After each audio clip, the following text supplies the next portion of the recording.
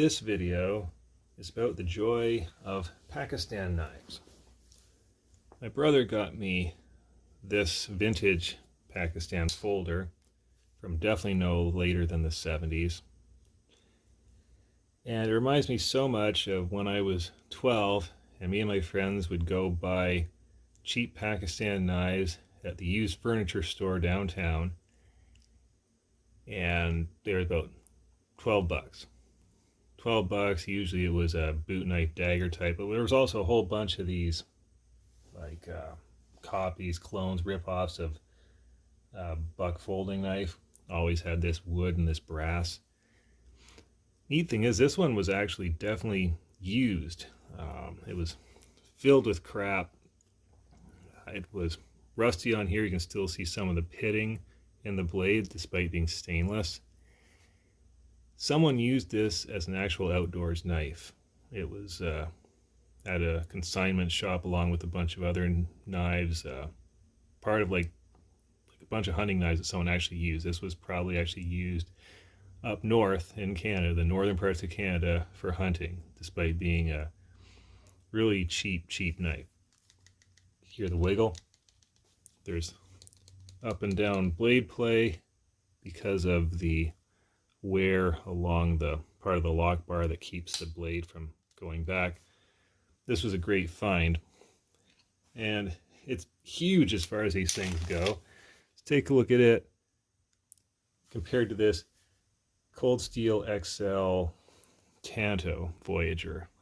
I mean, this thing is pretty much the exact same size. Like, that's just great. Before the official begin of the mega folders, there were the Pakistan knives mega folder edition.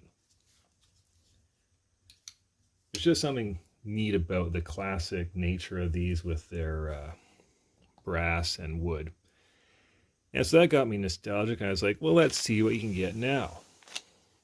So this is Zicco Supplies, SZCO, the classic patch knife, made in Pakistan, taped, sort of. You can see the oil that's coming through the back. And let's take a look at what you get. This was 17 bucks. Given the price of inflation, the pace of inflation, this thing is cheaper than when I was getting those $12 knives as a kid. So it does come with a sheath. Oh yeah, like I expected. This sheath is, ooh, yeah, that's flimsy. Dry, very dry. Probably just use a better sheath for this knife. Oh, excellent. This is better than I was hoping in some respects. Now this is weird. I don't understand. This doesn't feel oily at all, and yet there was oil coming. Well, maybe it was packed in a bulk shipping thing with other knives that would have oil, like some of their carbon steel ones. This one you may or may not be able to see, but it has laser etched on it, Pakistan. And this makes me happy because so many of the Pakistan knives now don't tell you where it's made, and I think they should. There's just something about these knives that they got character, and whether it's great character or not, they have it. Back in the day, they always proudly proclaimed where they were from. Try to get this. Stainless Pakistan. The Pakistan part is a little worn off from where it would rub against the liners, but they proudly proclaimed where they were from. And so that makes me very happy that this proudly proclaims where it's from. It is kind of lighter than I thought it might be. It's got a little bit of, no, that's just a grinder mark, not rust on the back.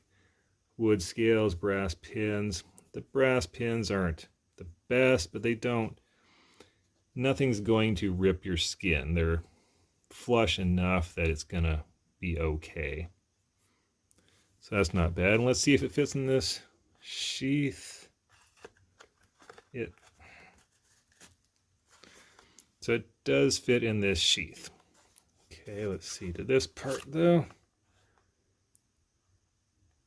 Yeah, it's kind of, the sheath is an odd shape for it though, because the sheath should kind of come down a bit at the end rather than, but I mean, it's got a sheath, it fits in there. I'm going to keep the sheath, not because it's good, because it is definitely not a great sheath.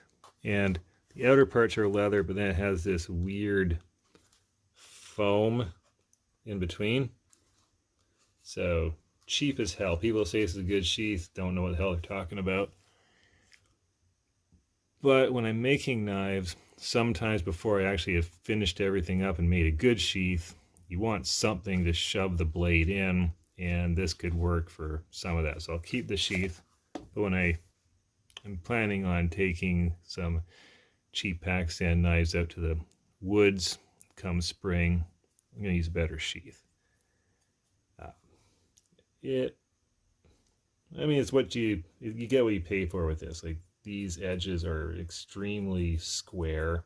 I'm gonna definitely sand that. Oh, and along here, where it sits proud of the scales, that part could cut your skin definitely. So I'll take a little bit of, take a little bit of work with some sandpaper, and I'm gonna melt some beeswax into it. I did that with this thing. This was it was wonderfully gross when I got it. Like, I like the patina on the brass, but it was just covered in yuck. And in here was disgusting. It was so gritty, barely open and close. Cleaned it with a bunch of WD-40 and 3-in-1 oil and cheap industrial paper towels, which actually are your best value for cleaning out that kind of garbage. Along here, these parts were, the parts that shouldn't be sharp were, and the parts that were sharp weren't. So I fixed, this is not razor sharp, but it is now sharp enough to actually cut things. Did that with a file and some 220 grit sandpaper. My nice stones were useless on this cheap Pakistan steel. And along in here, I took some high grit sandpaper, just enough to make it so it wouldn't cut you along there. But that's part of the charm of it. And it is not really comfortable in certain parts. Like these are not chamfered at all. But I'm leaving that for the real character of the knife, historical sake of it, and I don't want to get rid of the patina. But I mean, yeah, if this was new and I was planning on using it as my main knife, I would be rounding all that stuff. But yeah, for 17 bucks, I am happy with this thing. It brings back a lot of fond memories. This thing definitely would have been 12 bucks at the used furniture store, 100%. And yep, hollow grind. It's actually not too thick behind the edge. It thickens a bit at the tip, so the tip will be stout. The tip's going to need some work to actually catch a thumbnail. It is, okay, it catches from one direction, not the, yeah, like you'd expect. It's not great, but it will sort of, it'll sort of cut, kind of, a little bit, but I can get that sharp. Yeah, uneven grind, but I mean, come on, 17 bucks. What the hell were you going to expect from that? But I think when it's done, this will be an okay cheap knife to go use in the woods for a day for nostalgia's sake. So enjoy your day and tune in the future for the Pakistan Knife Adventure Day.